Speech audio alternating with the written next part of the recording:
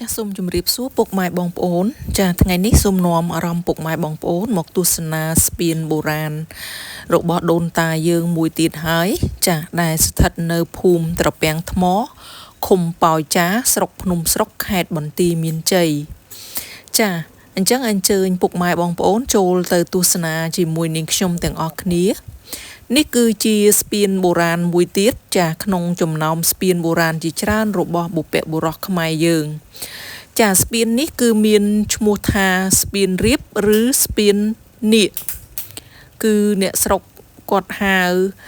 ស្ពានរៀបដោយសារតែស្ពាននេះគឺត្រូវបានលុបចិត្តរុនបង្ហូរទឹករៀបស្មើនឹងថ្នល់ទៅហើយចា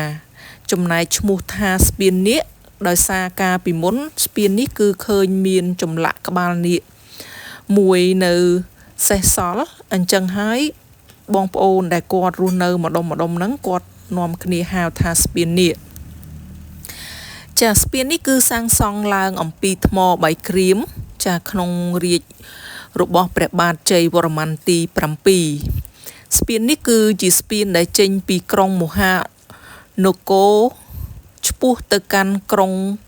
ប្រាសាទបន្ទាយឆ្មារនៅខេត្តបន្ទាយមានជ័យនេះដែរចាហើយស្ពាននេះគឺខ្លួននាគនិងក្បាលនាគគឺធ្វើអំពីថ្មបៃក្រៀមដូចគ្នាដែរចារៀងខុសប្លែកគ្នា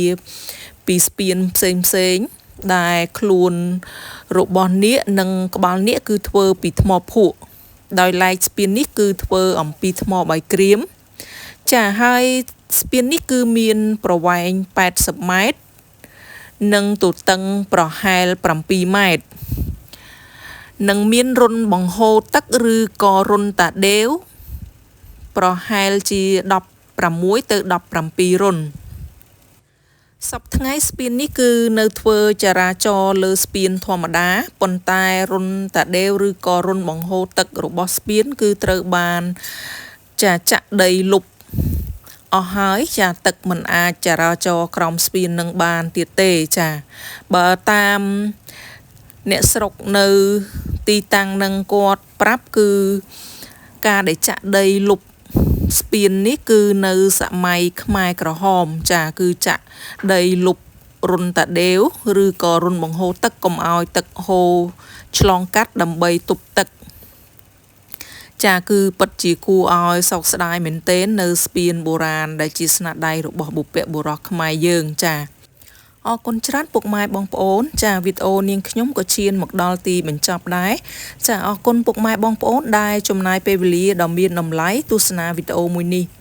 ចាសូមពុកម៉ែបងប្អូនជួយ Subscribe Channel YouTube នាងខ្ញុំម្នាក់មួយផងចាពេលនេះនាងខ្ញុំក៏សូមអរគុណចាសូមជម្រាបលា